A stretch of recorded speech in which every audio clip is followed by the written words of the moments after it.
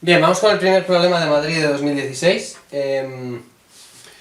Bueno, no es que sea dificilísimo, pero sí que hay que saberlo. O sea, esto no es una cosa que todo el mundo sepa, ¿no?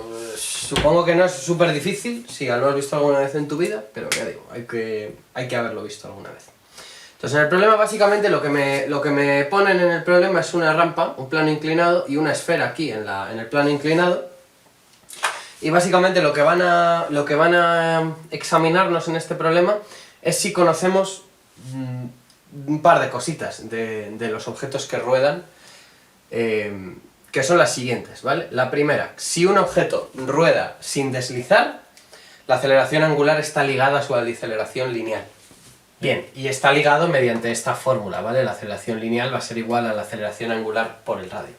Por otra parte, si un objeto rueda y además desliza, eso se debe a que ya no tiene ligado la aceleración del centro de masas con la aceleración angular. Es decir, el centro de masas se va a mover más deprisa de lo que está girando, ¿vale? No van a estar ligados.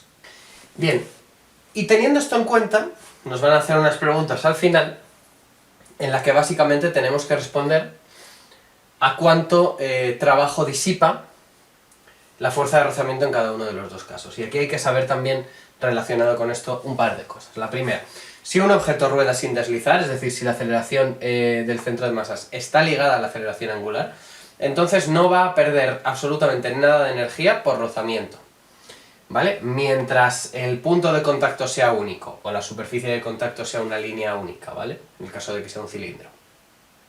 Una rueda perfecta, digamos, no pierde energía por rozamiento, si rueda igual que desliza.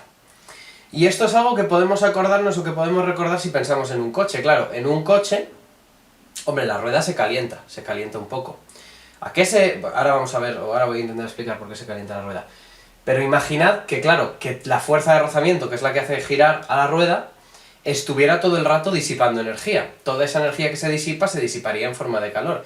Y aparte de que yo le tendría que meter al coche muchísima más potencia de la que le meto habitualmente, porque la potencia que le meto al coche normalmente viene pues o a acelerarle o a contrarrestar la energía que pierde debido al rozamiento con el aire, ¿no? Que es bastante.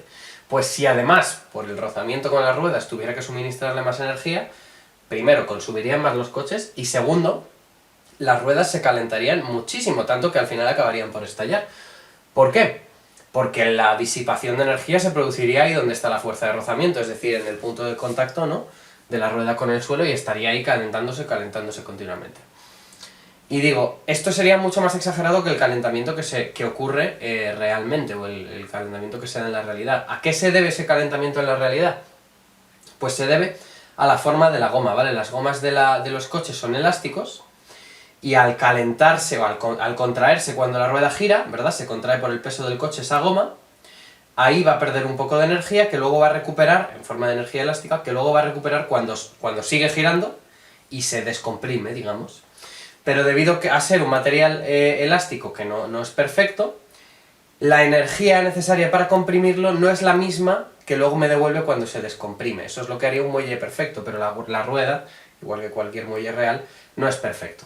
Y tiene un ciclo de histéresis, que a lo mejor os suena, ¿no? Esto de que cuando se calienta o cuando se contrae hace una cosa, y cuando se enfría hace otra, digamos, sigue otro trayecto diferente. Y digamos que el área que se hace en este diagrama es la energía que disipa en cada caso. Pues esa energía es la que hace que se calienten las ruedas cuando hay un poco de rodamiento. Pero si nosotros utilizásemos ruedas perfectas, ideales, no se calentarían absolutamente nada, porque ese calentamiento es únicamente debido a las características de la goma, no es debido a la fuerza de rozamiento. Por lo tanto, luego cuando nos hagan una pregunta sobre cuál es la energía disipada en el caso de que ruede sin deslizar, tenemos que decir que la energía disipada es nula, porque en el momento en el que la aceleración del centro de masas y la aceleración angular están ligados, no hay pérdidas de energía, Esto también se debe a que la fuerza de rozamiento actúa en este punto, que es la que le hace girar porque tiene un torque, ¿vale? E instantáneamente después, si rueda sin deslizar, ese punto ya no está en el punto de contacto. Que quiere decir que esa fuerza de rozamiento solo actúa instantáneamente, en un cierto instante de tiempo que tiende a cero.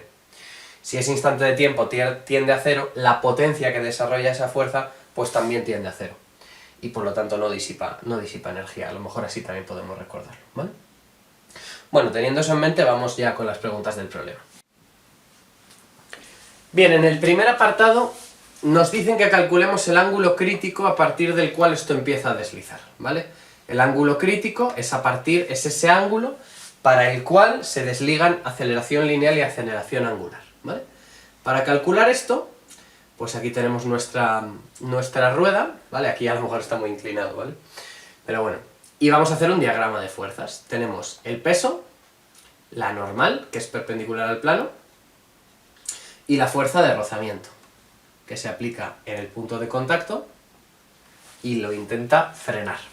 Bien, y vamos a aplicar las condiciones de equilibrio de cualquier cuerpo, que se le aplican a cualquier cuerpo. Primero, la ley de Newton, suma de fuerzas es igual a masa por aceleración, y también vamos a aplicar que la suma de momentos o de torques tiene que ser igual al momento de inercia por la aceleración angular. ¿De acuerdo? Bueno, perdón, esto es... Bueno, sí, pero vamos, que no lo vamos a trabajar mucho en vectores, no nos hace falta. Vale, entonces, tenemos estas dos ecuaciones que tenemos que aplicar para entender o para poder comprender la dinámica de cualquier cuerpo, en este caso de esta pelota. ¿Qué fuerzas tenemos? Pues vamos a coger dos ejes. Este va a ser nuestro eje Y y este va a ser nuestro eje X. Entonces, en el eje Y, como no hay movimiento, en principio podemos ni siquiera plantearlo, es muy habitual, ¿vale?, que nos sirva para calcular la fuerza de rozamiento. Si queremos podemos poner que la normal va a ser igual a la componente Y del peso, ¿no? Y como este ángulo de aquí y este ángulo de aquí son el mismo ángulo, pues la normal va a ser igual a P por el coseno del ángulo crítico. ¿Vale? Eso es lo que nos va a decir la ecuación en Y.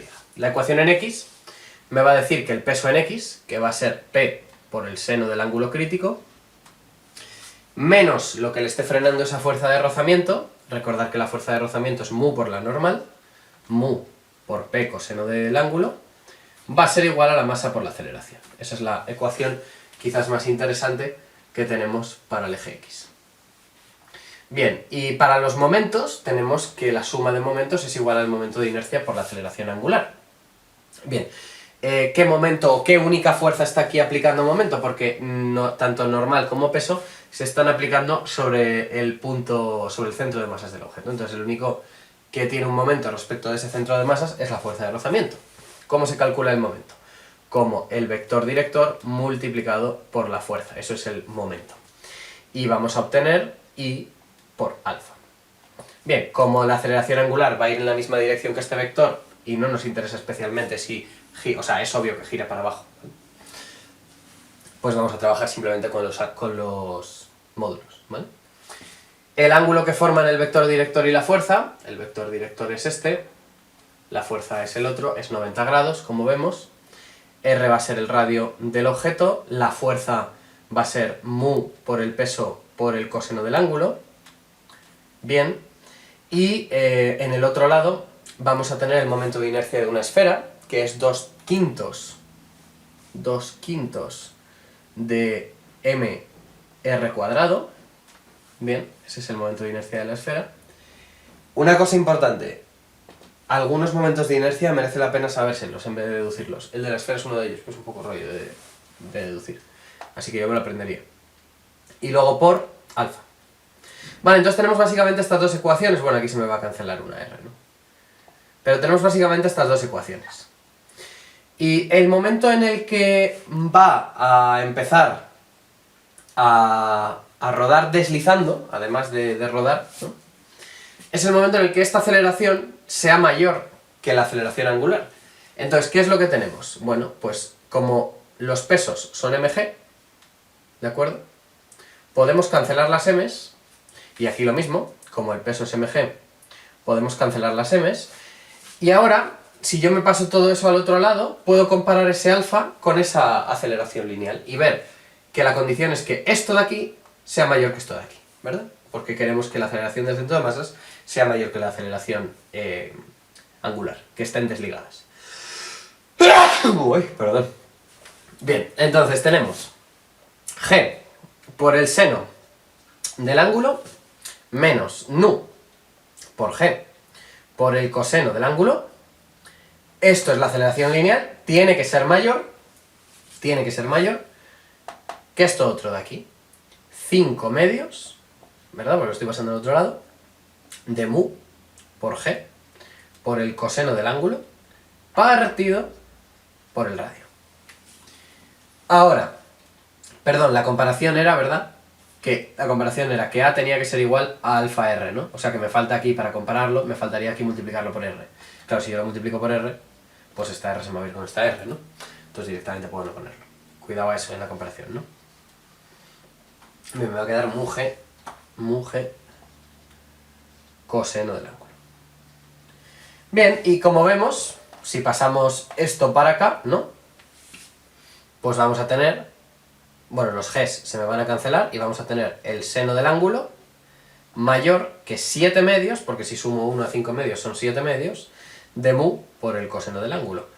Qué casualidad, ¿no? Si me pasa y lo puedo transformar en una tangente para resolver de manera sencilla, ¿no? Mediante el arco tangente. El ángulo tiene que ser mayor que el arco tangente de 7 mu medios.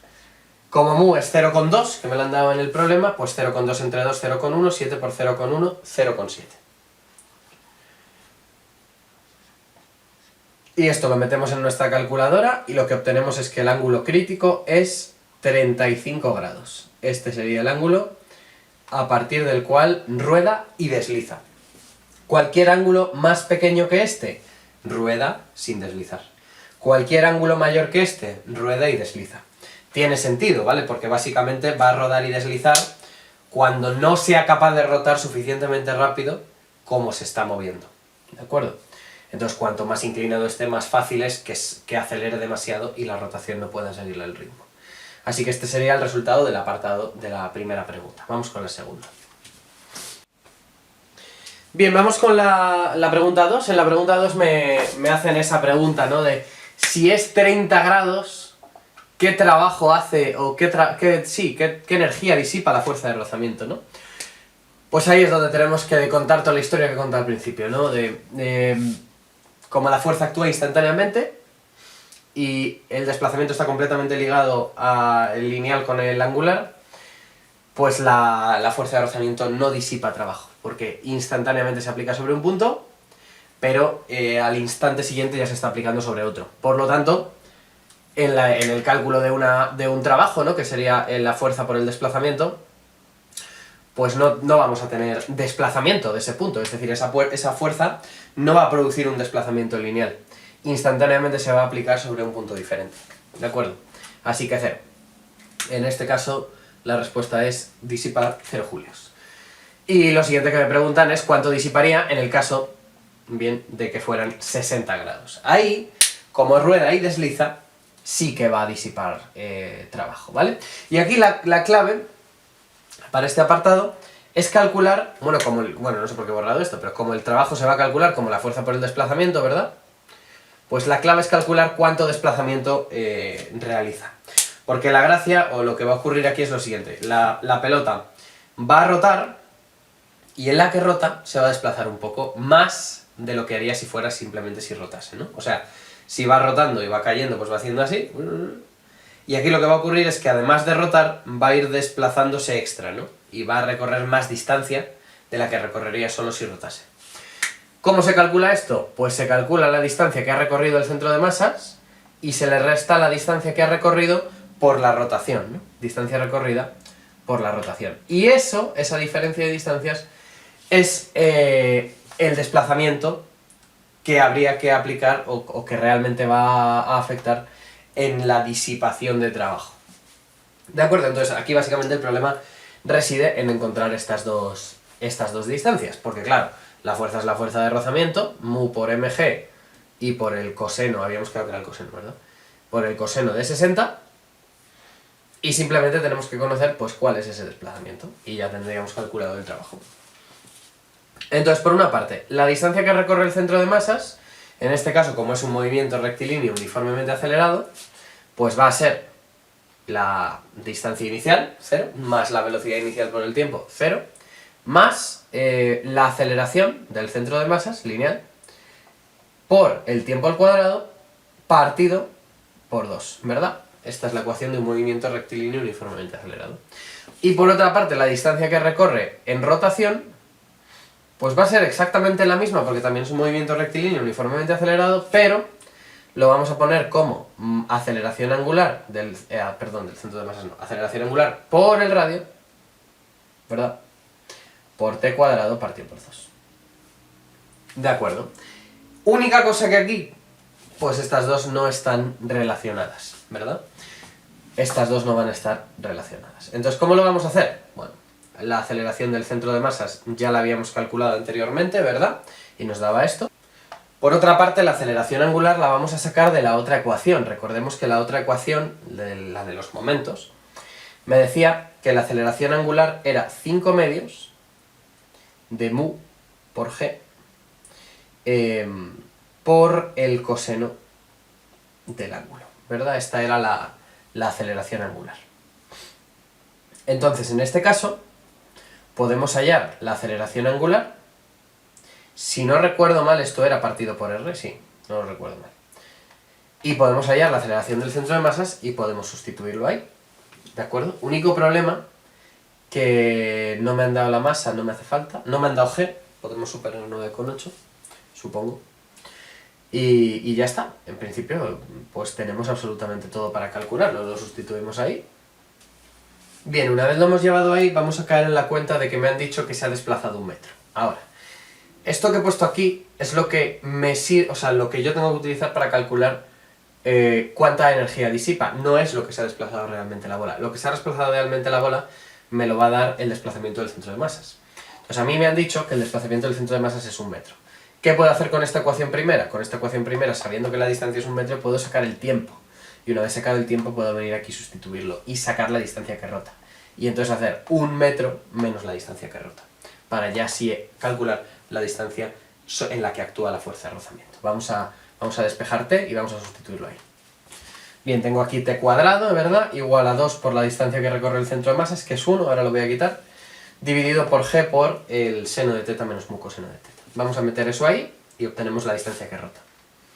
Bien, se me va a cancelar un 2 con un 2, una g con una g, no importaba la g, ¿verdad?